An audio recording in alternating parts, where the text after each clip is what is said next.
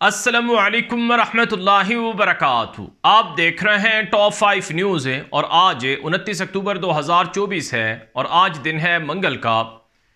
नाज़रीन किराम, इस वीडियो में गज़ा, लबनान, इसराइल और मशरिक़ वुस्ता से मुताल्लिक आज की कुछ अहम, ताज़ा और बड़ी खबरें हैं वो आपके सामने रखने जा रहे हैं।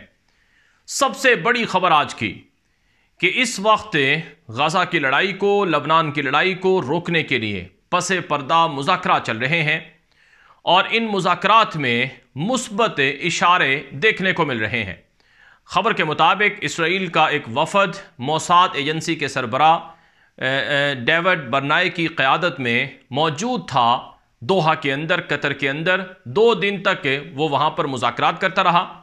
बिल आखिर वो वफद इसराइल वापस पहुँच गया है और इसराइली मीडिया नेटवर्क और इसराइली ज़राए अबलाग के मुताबिक जो इस वक्त इसराइल के अंदर जंगबंदी है उस हवाले से पॉजिटिव बातचीत चल रही है।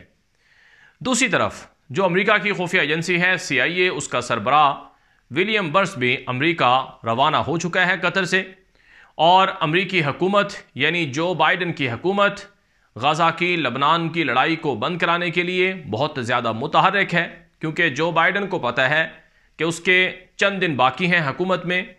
अगर ये लड़ाई बंद ना हुई तो अगली डेमोक्रेट पार्टी की जो उम्मीदवार है कमला हैरिस है वो इलेक्शन हार सकती है। तो इसलिए अपनी सियासी मफादात को मद्देनज़र रखते हुए अमेरिका भी ये लड़ाई रुकवाना चाहता है। जबकि दूसरी तरफ जो गज़ा में हमास है उन्होंने कुछ शराइत रखी हैं और दोहा के अंदर जो कतर के वज़ीर आज़म और वज़ीर ख़ारजा हैं मोहम्मद बिन अब्दुर्रहमान अस्सानी, उनके मुताबिक जो शराइत हैं हमास की तरफ से वो हम तक पहुँचाई गई हैं और हमने उन शराइत की रोशनी में इसराइल से बातचीत की है। वो 3 शराइत हैं कि मुकम्मल तौर पर कम्प्लीटली इसराइल का विड्रॉ हो जाए गज़ा से, और दूसरा जो इसराइली कैदी हैं हम वो सारे के सारे छोड़ देंगे, बदले में तमाम फ़लस्तीनी कैदी छोड़ दिए जाएँ और गज़ा का मुहासरा मुकम्मल तौर पर ख़त्म करके वहाँ इमदादी सरगर्मियाँ शुरू कर दी जाएँ। तो ये डिमांड्स हैं हमास की जिन पर गौर व फिक्र हो रहा है, लेकिन बताया जा रहा है कि दोनों तरफ से यानी इसराइल को भी कुछ चीज़ों में पीछे हटना पड़ेगा, कंप्रोमाइज़ करना पड़ेगा और इसी तरह से हमास को भी कुछ चीज़ों में कंप्रोमाइज़ करना पड़ेगा। ये सालसी करने वाले जो ज़राए हैं वो बता रहे हैं।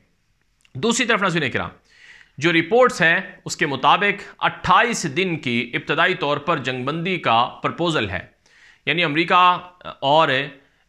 अमेरिका जो है वो कतर के साथ मिलकर इसराइल और हमास के बीच यानी गज़ा के बीच 28 दिन की जंगबंदी करवाना चाहता है और इन 28 दिनों में कुछ इसराइली कैदी रिहा होंगे, कुछ फ़लस्तीनी कैदी रिहा होंगे और इसके अलावा इमदादी काम और बाकी चीज़ें भी वो गज़ा के अंदर शुरू की जा सकती हैं। ये ज़राए की तरफ से बताया गया है। इसके साथ साथ लबनान की जंगबंदी का मामला भी ज़ेर बहस है। इसराइली मीडिया पर बाकायदा खबरें नशर हुई हैं कि लबनान में जो जंगबंदी है ये बड़ी अहम है और रिपोर्ट के मुताबिक तकरीबन 60 दिन की जंगबंदी का प्रपोज़ल है लबनान के लिए। जी हाँ, 60 दिन की जंगबंदी हो सकती है।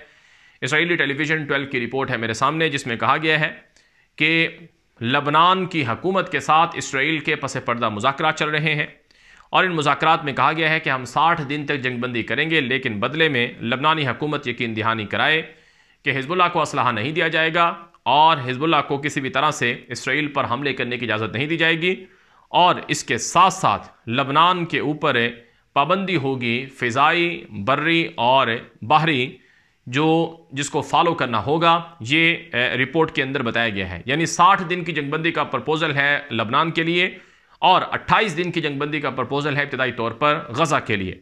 अमरीकी वज़ीर ख़ारजा का यानी अमरीकी वज़ारत ख़ारजा का बयान नशर हुआ है जिसमें कहा गया है कि हमारे पास बेहतरीन ऑप्शन है कि इस वक्त हम लड़ाई को तमाम महाज़ों से रोक दें और लड़ाई को आगे बढ़ने से, फैलने से रोकें और हमने अमरीकी इसराइली हुकूमत पर प्रेशर डाला है, अमरीकी वज़ारत ख़ारजा ने कहा, और इसी तरह से लबनान और गज़ा के लोगों पर भी प्रेशर डाला है कि वो लड़ाई को बंद करें और हम नहीं चाहते कि लड़ाई आगे बढ़े और पूरा ख़ित्ता जंग के नतीजे में जले। ये हम नहीं चाहते हैं। ये अमरीकी वज़ारत ख़ारजा का बयान नशर हुआ है। फिर नाज़रीन काम, आज की जो एक और बड़ी ख़बर है इसराइल के मशहूर अखबार दी यरूशलेम पोस्ट पर नशर हुई है। खबर के मुताबिक IDF military goals in Lebanon have been achieved.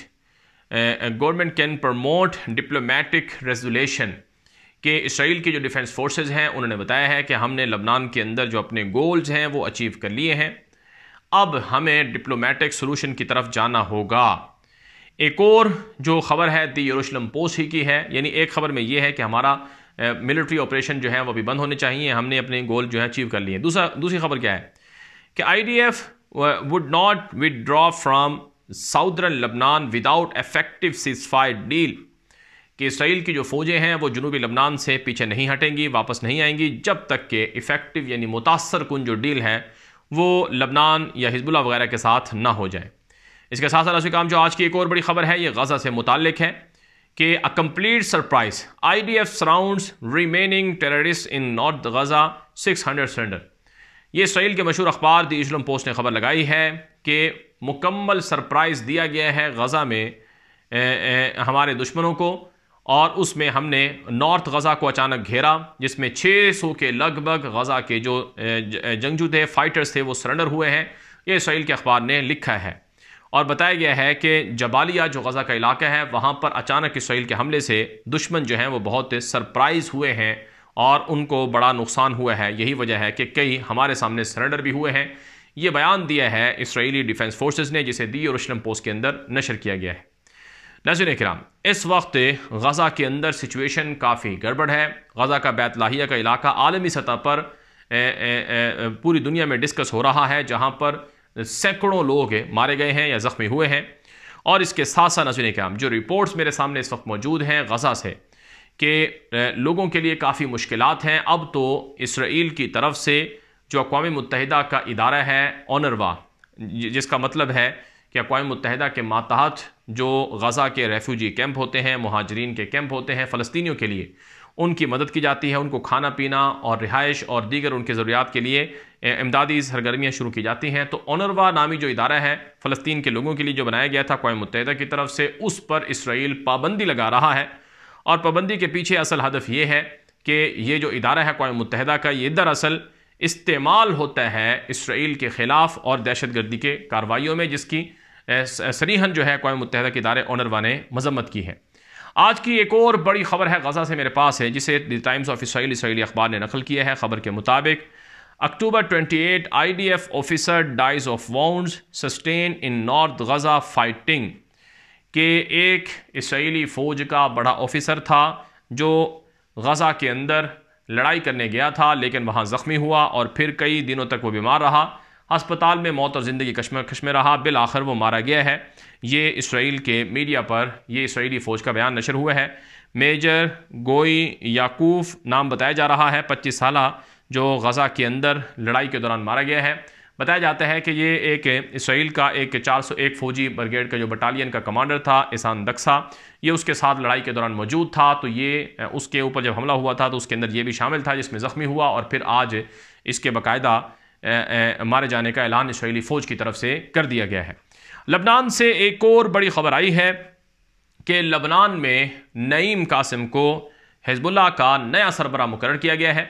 इस हवाले से इसराइली अखबार दी यरूशलेम पोस्ट ने लिखा है कि जो लबनान का नया सरबराह है लबनानी तंजीम का नईम कासिम, ये लबनान के अंदर नहीं है। ये चंद हफ्ते पहले ईरान मुंतकिल हो गया था और ये ईरान चला गया था, और रिपोर्ट्स के मुताबिक अब ये ईरान के अंदर ही है, क्योंकि इसे ख़तरा था कि लबनान के अंदर अगर ये रहेगा तो इसे टारगेट किया जा सकता है। तो हसन नसरल्लाह की जगह पर नईम कासिम को मुकर्रर किया गया है। द टाइम्स ऑफ जो द यरूशलेम पोस्ट है इसराइल का अखबार, उसने लिखा है तफसीली तौर पर कि नईम कासिम कौन है, who is Naim Qassem the new leader of Hezbollah. तो बताया गया है कि Qassem is a veteran figure in the group having served as a deputy secretary general for the Lebanon based terrorist organization for over 3 decades, कि ये जो लबनान की तंजीम है इसमें 30 सालों से ये नईम कासिम मुख्तलिफ ज़िम्मेदारियाँ निभा रहा है, और ये अपने पहले लोगों की तरह ये उनसे भी ज़्यादा मुतशद्दिद है। और यही वजह है जब से ये अनाउंसमेंट हुई है तब से लबनान से इसराइल पर जो रॉकेट्स हमले हैं या बैरिज है वो दागे जा रहे हैं, यानी मिसाइलों की शदीद बारिश की जा रही है। आज लबनान से जो इसराइल पर हमले हुए हैं उसमें कम से कम 2 लोगों के मारे जाने की इतलात हैं और दर्जनों ज़ख्मी हुए हैं, और कई मिसाइलों को इसराइल के बकौल गिरा भी दिया गया है। भारत काम गज़ा और लबनान का जो महाज है ये इस वक्त बहुत परेशानी का बायस बना हुआ है पूरे मिडिल ईस्ट के लिए।